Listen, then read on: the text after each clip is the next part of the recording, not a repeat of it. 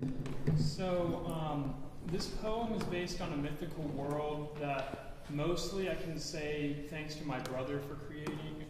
It's a mythical world that we both kind of helped create, but he did a lot of it. So without my brother, this poem would not exist. I'll just warn you that I'm not especially in the habit of creating poetry, so this is sort of an experimental thing for me. So we'll see how it goes. Dontaris. In the days of imperial expansion, dread Clixolian Quartus marched upon once lush green fields, now by war parched. The villages and cities of the Patine trembled in dread and fear, though noble honor and valor is none the less held dear in those brave souls who still revere the cult of Glamdus, the god of swords.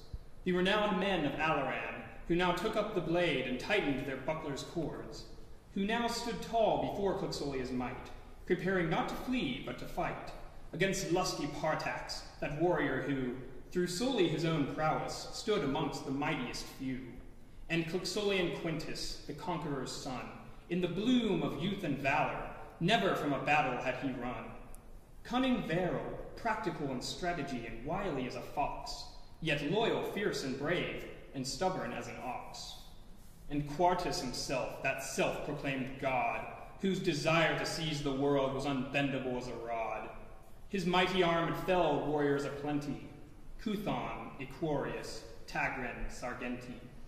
Mighty cities before him could not stand, Domitia, Dioclens, Jalabra, Zian. And now to ancient Alaran Clixolian fixed his eye, to crush the warriors mustered there, and steal the maidens oh so fair, lay waste the palace, make it bare, those opposed would die. Against Clixolia's might stood the alliance of old, the armies of 3 ancient cities all told. With Alaran stood Tabaran, the twin cities together, with their final ally, impregnable Vabajadan, they any storm could weather. The bond between these noble cities was betwixt a woman and a man. The princess of Tabaran had married the king of Alaran. King Agalon and Princess Primarity, their union was a paragon of complementarity. Many mighty warriors called Alaran their home, Calrosion the Grand, adorned by phoenix plume his dome, and Valhall bold the strong, none was stout as he. At Valgard's wall he answered the call, struck down many men and caused them to fall, a bastion of fidelity. One warrior, however, stood apart in the ranks of Tabaran. Many had offered him their thanks, for neat deeds of valor nobly done. This brave man was Gordion's son, Dontaris, whose heart was steadfast and brave. None could say, in truth, that he was a knave. He relished the challenge posed by the Clixolian force. No man thus far had been able to stay his course. He had once slain the mighty bandit Ergenfeld, and as for loot, he had taken his belt. When he was young, he fondled the sword, but normal children's games had always left him bored. Against the fearsome Helathenes in the last war he had fought, and 2 great Captain Terracles, who brought vast armies to their knees and hung men up from cedar trees, destruction he had brought. Dontaris' spirit was now roused by martial tunes from trumpets oil-doused. From afar came the frenzied cry that the Clixolian army now was nigh. On the horizon bright banners flew. Dontaris now his sword he drew. He had been waiting for this battle all his life, to face an army with such mighty warriors rife. At the trumpet call the front line ran, into battle with a rush, with wartime fervor faces flush, and war cries from their gullets gush. Truly bellicose is man. The blade of Dontaris cleaved and smote. Soon a Clixolian captain did he demote, by removing his helmet along with his head. This opponent was now verily dead. Further down the line, Valhall stood his ground. Of enemy bodies he had made a mound, and Grand Calrosion on the other flank, mounted on horse, his spear now sank into the breast of war-hardened Vorn, a warrior who'd braved many a battle, once killed a man with only a paddle, now lifted at last from his stately saddle, his soul away was borne. But today the Clixolians fought just as well, and many warriors of the allied cities fell. Crafty Lentulus by Varro slain, the former had been master of Legerdemain.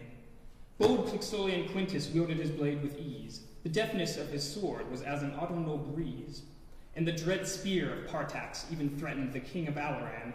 Against his bodyguard's shield it did ring, until Agalon, seeing little choice in the matter, was forced to retreat.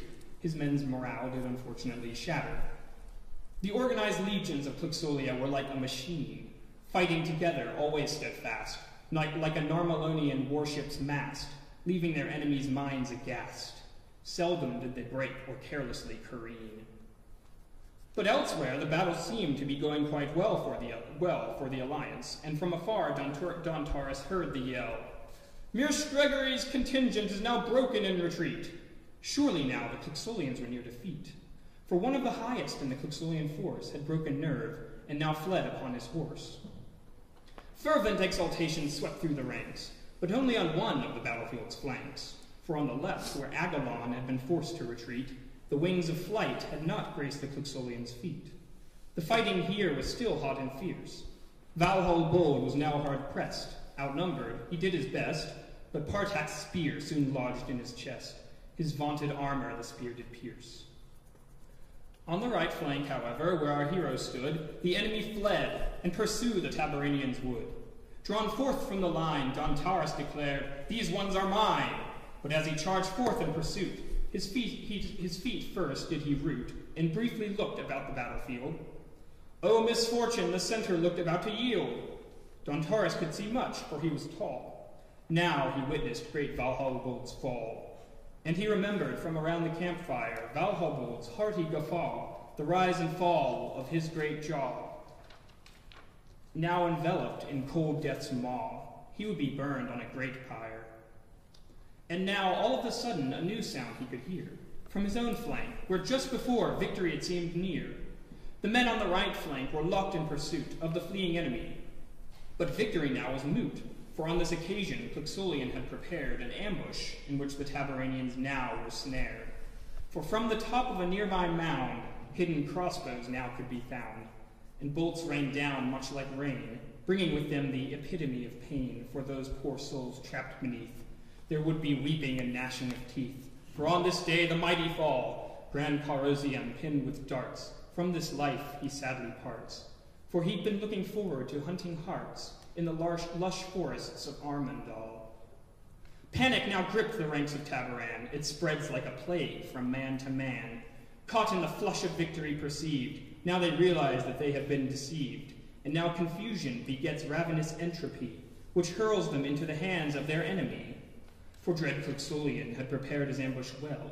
In front of them now was the legion of Varel, whilst behind them was the Clixolian horse. Their situation had just gone from bad to worse.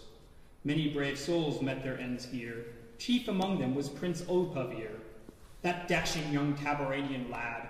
Many young ladies had wanted to marry, but he had continued to stall and to tarry. Never over a threshold had he deigned to carry anyone. His passing now was oh so sad. And now it seemed the battle was lost for the alliance, and oh, at what a cost. King Agalon saw little choice but to withdraw. Perhaps he could save the rest from cold death's maw. But Dontaris now saw his destiny come near. He charged to where he saw the conqueror, never did he veer. For Clixolian Quartus, in the confidence of his victory, had ridden to the front, now watched from the shade of an elm tree the battle, which it now seemed he had won. Standing near him was his eldest son. The bodyguards stood all about, but Dontaris now let out a shout, and hurled a spear, hurled it well. The dread projectile hit its mark, one last glint, one last spark of life before the Emperor's eyes grew dark, and the shell of the man who was once the Empire at long last fell. Now the bodyguards who surrounded Quartus were roused in a flash. Before the spear had landed, they came at Dontaris in a dash. But Dontaris was ready with his sword. He cut down one without a word. His eyes alight with destiny's fire, he dodged and parried and slew another. But now he had to contend with Quintus gallant, Quartus's son and a swordsman savant. One stroke, two, as their blades clashed, and Quintus's eyes in fury flashed. And then came the dolorous blow. So dire. Brave Dontaris felt the cold steel. His fate Quintus now did seal. With the fatal blow he now did deal. And thus did valiant Dontaris expire.